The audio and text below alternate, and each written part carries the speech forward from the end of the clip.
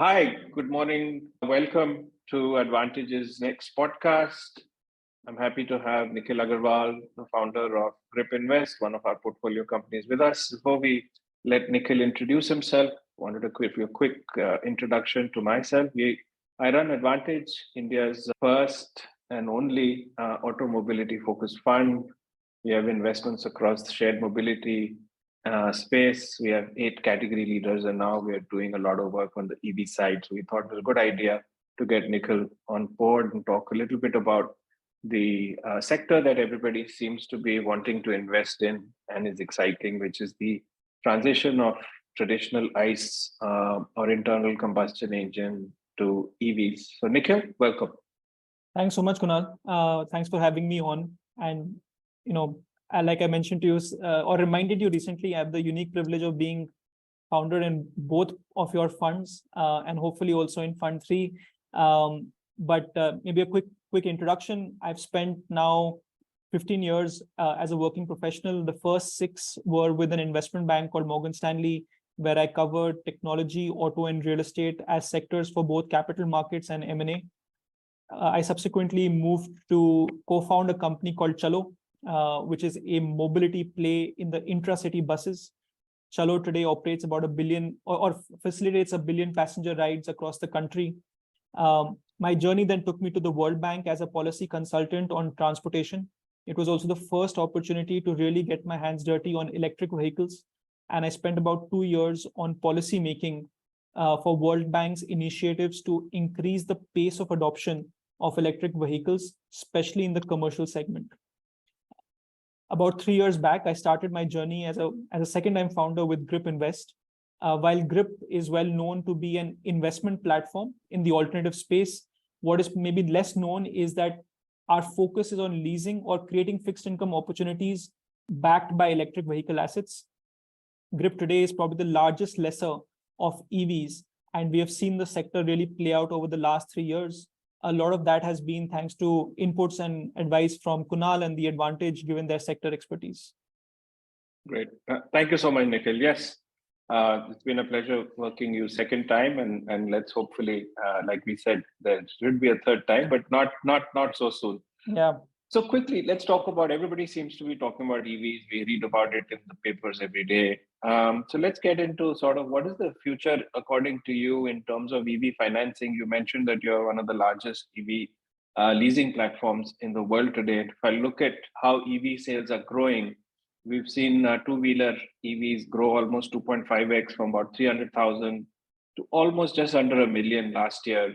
And we saw EV three-wheelers also grow, almost double from 200,000 to 400,000 units. And now we are seeing introductions of four-wheelers now across that. So there's been definitely a huge uptake of EVs on the commercial side. Now we're seeing rise in passenger vehicles. So where do you think EV financing opportunities exist in the EV side? Yeah, sure. I think when EVs was introduced as a concept, or even as a way of traveling a few years ago, the first push came because people said it was a cleaner and greener way of traveling, and that was really the wave of adoption that happened first. But the wave of adoption that we've seen over the last 1 to 1.5 years is based on hardcore economics. It makes more economic sense to operate an electric vehicle than a petrol or diesel engine, especially if you're running more kilometers a day, right? If your utilization is, say, over 50 to 60 kilometers a day, it makes sense to have an electric fleet rather than a petrol vehicle in commercial use cases. Given that economic dynamics has changed favorably, we are seeing the largest adopter of electric vehicles to be commercial use cases, last mile delivery, cab services, and the likes. And hence the financing space or the financing opportunity in the next 3 to 4 years is also largely backed on this opportunity on the commercial vehicle side. A lot of these companies require a very large number of vehicles. They're fleet companies, right? every month, these companies are buying anywhere between a few hundred to 1,000 units. And the financing for this has to come from either loans or leases. And that is the large opportunity that we see. I would also say that the future for mobility is largely electric. I think there are a lot of people who believe that, but it is also largely shared. We are in a place where mobility will be shared more than personal. And hence, in that dynamics, leasing or financing becomes even more important, and asset-based financing becomes even more critical, because you're not giving a loan to a particular individual, but you're giving a loan against a particular asset. Great, absolutely. I think you're right. There is going to be a fast adoption across commercial use cases, whether it's logistics or shared mobility. And I think with personal mobility also, now people right now seem to be the initial wave of consumers are not necessarily the ones looking for total cost of ownership or reduced cost. They're the ones who seem to be excited by new technologies, etc. Okay, moving on. A little bit of crystal ball gazing, not so much about financing, but we talk about the fact that there is a need for charging your electric vehicle, and there is some confusion from a customer's point of view, because there's a huge change in behavior, right? So now we have three charging or energy charging options available to customers. It's the 6 traditional slow chargers. Then we are seeing battery swapping. We are seeing rapid charging now with companies like Exponent and Log9. And recently I met a founder who's keen on launching a 2-wheeler with removable or detachable batteries. So these are 4 different technologies. From your point of view, what do you think is the short-term and long-term sort of winner when it comes to how customers and consumers will end up charging their vehicles? Sure. I think let's talk about the long term first. Easier to always talk about the long term than the short term. I think there are few facts that are well established. Number one, the range of the battery is increasing, which basically means that for the same space that the battery occupies, the same number of cells, the vehicles are traveling longer distances. We are already at a point where most personal use cases are being solved in a single charge, which means that if your battery is fully charged, you have enough range to cover the entire day, actually probably cover a couple of days. As battery ranges increases, the requirement for intra-day charging is likely to reduce, right? I think that's a fairly established fact, and we've seen a big change happen, which makes that all personal charging requirements will actually happen overnight and probably will be comfortable in a slow charging environment. There will not be a requirement for fast charging to happen in most cases. Where we're talking about fast charging or swapping is really in the commercial use case. I think there will come an inflection point where the utilization under a single battery charge is more than that is required by the operator. The range is more than what is actually required. And in those cases, I think a lot of people will be comfortable doing either a fast charging to top up or using the vehicle during the day with slow charging at night, right? I think those are the 2 things that are likely to happen in the long run. There are some caveats and complications here. One is that if everyone charges at night, how does the electrical grid support that amount of charging? Assuming that electric vehicles really become prominent and everyone has one.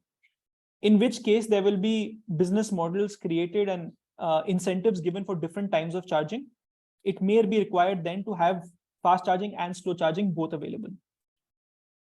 In the shorter run, Kunal, I think the opportunity still exists for battery swapping to exist, especially in use cases around last mile transportation, where utilization is very high. People are still interested in buying a lower cost vehicle with the smaller battery pack because it improves the economics, and the swapping allows for maximum utilization of the vehicle, right? The range is not getting covered with a single battery. So in the short run, I see an opportunity for battery swapping. In the longer run, I think it will be largely fast chargers for top-ups and overnight charging that will be sufficient, given that the battery packs will improve. Great. Okay, thank you. That's amazing perspective. Okay, now let's talk a little bit specifically about EV financing again. We've sort of there are traditional or legacy finance companies, whether they're banks or NBFCs, who have sort of built a very strong model of underwriting assets based on the credit score of the borrower. Um, and typically they end up offering the same rate of interest to all their customers. It's not really based on that. It's basically binary output. Either they'll end up lending to you or they will not. The variable interest rate doesn't exist really.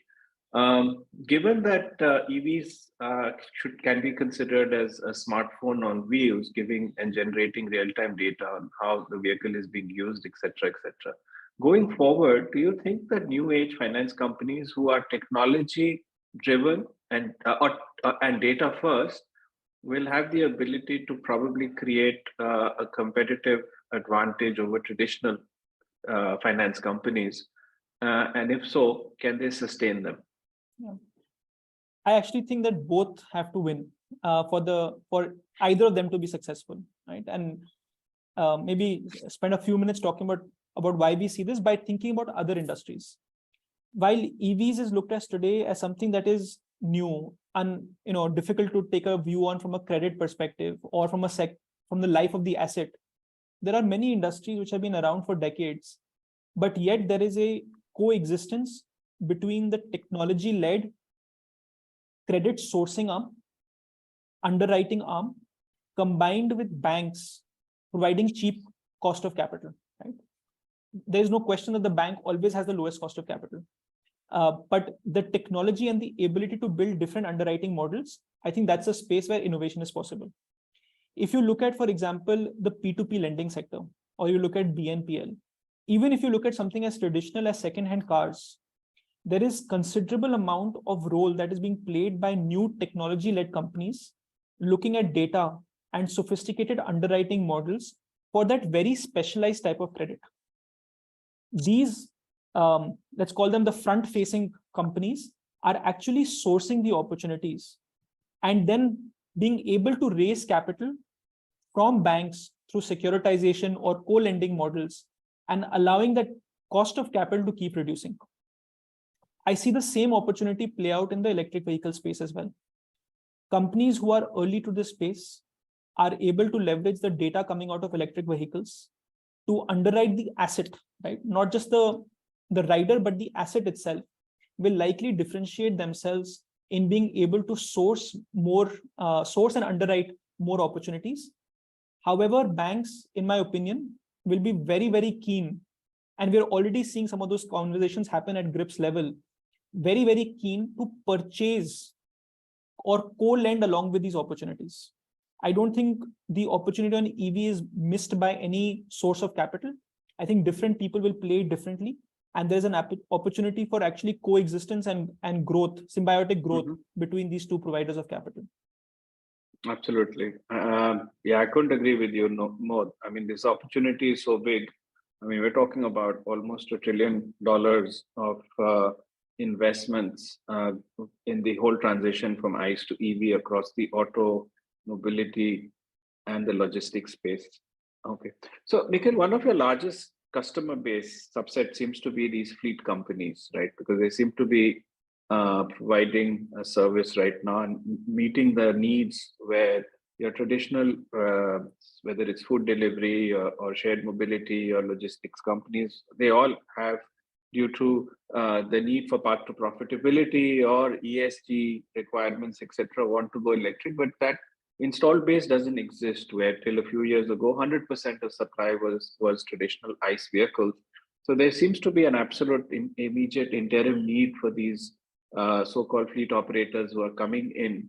But we were sort of trying to look and see what are some of the challenges that they're facing with regards to high maintenance costs, etc., as well as, in the long term, given the fact that once there is a sufficient installed base of electric vehicles by either driver-cum-operators or individuals, do you feel that the need for a middleman or an intermediary, which is probably taking away 15 to 25% of the margin, or what or an end customer is paying for, will they continue to thrive, or do you think that they will give way to the DCO or the direct customer to bring down the costs that anyways the customers like Zomato and Swiggy and all are looking for.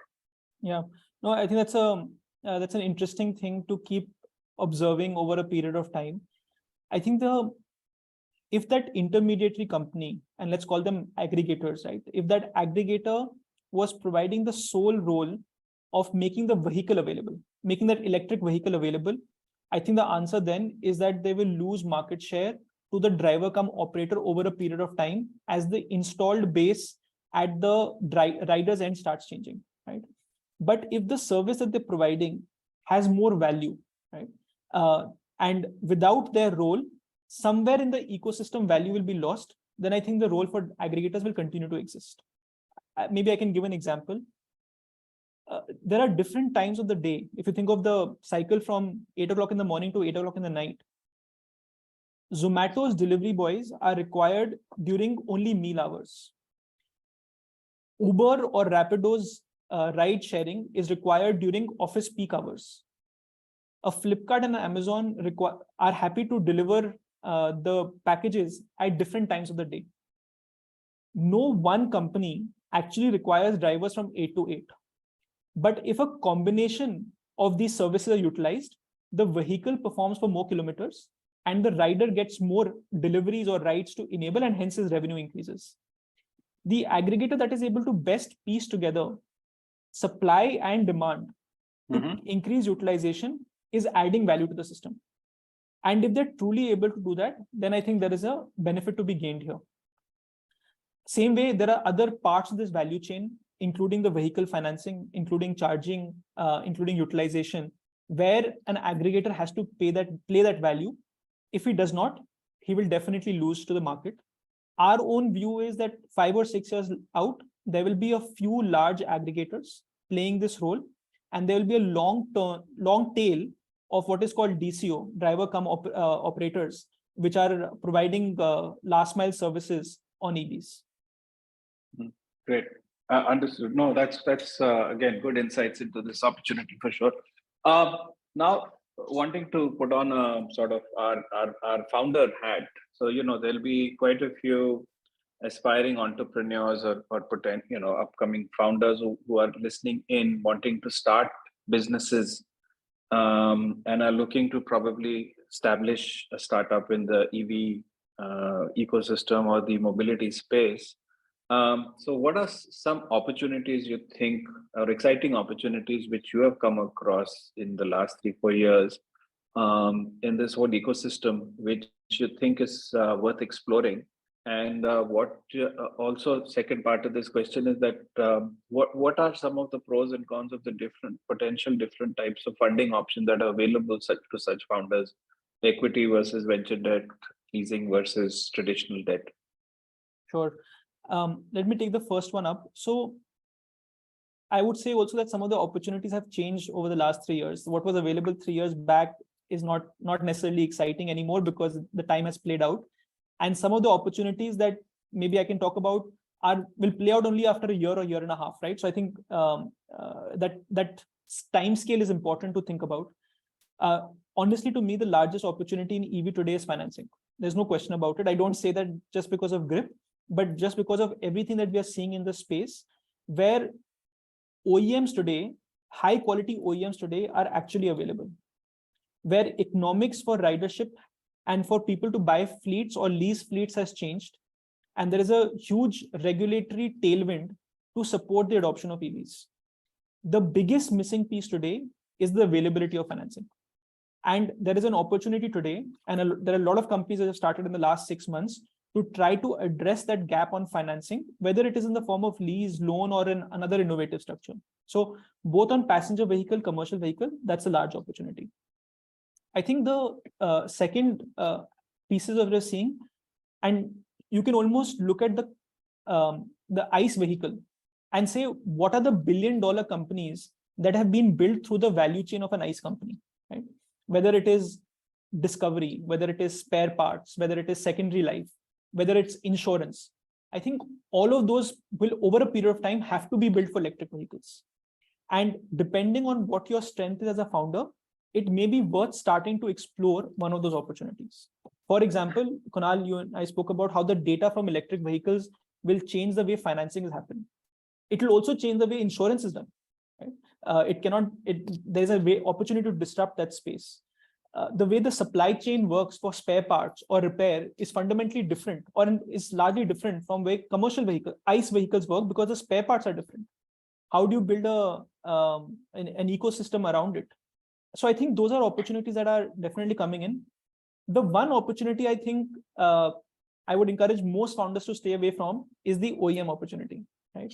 Kunal, you may have a different view, and I know you backed many OEMs 2 years back when it made sense. But today, the OEM opportunity to me is a much more difficult opportunity. Competition has significantly increased. The old traditional OEMs have put millions of dollars of capital into this space, and it is now very tough to build the next Ather, right? Or the next exponent. I think that opportunity has, in my view, has passed. No, actually, no, absolutely. Contrary to I think what you believe or your perception about, we've actually make a conscious decision not to invest in traditional OEM plays, because we feel that that's not really a venture type of investment, or will give a venture type of return. We prefer to invest in infrastructure companies, or companies that will provide products or solutions to OEMs and help them build out the next generation electric vehicles. So absolutely. And this is similar to sort of the discipline we had from Fund 1, where we avoided asset heavy businesses. And during COVID, I think if there's one thing that really saved our portfolio and our fund, was that all our shared mobility bets were asset light. So they were able to actually reduce their burn and increase and expand and enhance their runway, including your prior venture, Chalo. So we've been very fortunate to have these sort of do's and don'ts from a funding point of view. And I guess that's important to have those if you're a sector focused fund like ourselves. Okay, absolutely. Great. So I guess the last question I wanted to ask is that now that we've talked about OEMs, of course, and it's not a good venture bet to do, but ultimately we have two distinct categories of OEMs. You've got the legacy companies, who many of them actually saw the future and started working on EV strategies many years ago. Companies like Tata Motors, etc., who've done a phenomenal job, and today have almost 70-80% market share on the EV side. And you've got these new age companies who are coming up and have basically are building 100% portfolio of EV companies from get-go. Of course, majority of them are in the 2 and 3 wheeler space. We're also seeing some companies in the 4 wheelers coming up as well. So I wanted to get your sort of sense in terms of how do you see this panning out? Because there are certain strengths and weaknesses of both. New age OEMs, of course, who are building EVs from scratch, have the ability to design vehicles that are electric from day one. They're not retrofitting them. And they have the ability to build brands specifically for EV, which I guess customers will find exciting. Still a lot of capital investments, but significantly lower than what traditional companies would have. Traditional companies needed to build out. But then you've got legacy companies who probably have established brands and distribution. Two huge investments that legacy companies are yet to make. So how do you see this panning out? Who do you think will ultimately win? You think the spoils will be shared equally between the two, or would you want to back the traditional or new age ones, especially different form factors, whether it's 2 wheelers, 3 wheeler, commercials, or 4 wheelers? If I had to pick one, it would be the traditional guys. I think there are, for the 2 reasons that you mentioned, and the third reason being also financing. Today, for you to convince a person to purchase or take an electric vehicle as compared to a commercial vehicle, electric vehicle as compared to an ICE vehicle, financing plays a very large role, right? And the ability to enable financing, manufacturing, and distribution requires tremendous amount of capital. I think that capital is not as easily available if you're a new OEM, because you have so much to prove, right? And the cycle today of all other OEMs investing in R&D, in getting ready for electric, is so large that today the ability to raise capital, the way Ola Electric did to build out a vehicle, distribute, advertise is incredibly limited, which means that without that capital, you will either have a suboptimal product, or if you have a great product, you will still not be able to get it out there. So I think while traditional companies can be perceived to be slightly behind the race, they have rocket packs or jet packs on, and the ability to far outspeed them. Technology is an advantage, but technology is also replicable, right? And and traditional companies will very easily catch up with technology design as they have now, and take over. Could there be a very well-funded startup or a offshoot of a traditional company that disrupts the OEM space? Potentially. But I think capital is a big differentiator. And to that extent, where we are in the cycle today, right? Not in the cycle where Tesla was, but where we're in the cycle today, I think it is the traditional OEMs that I would think will win the space. Great. No, absolutely. I think, yeah, there is exciting times ahead. I think we're looking at, a lot of launches now across form factors, whether legacy or that.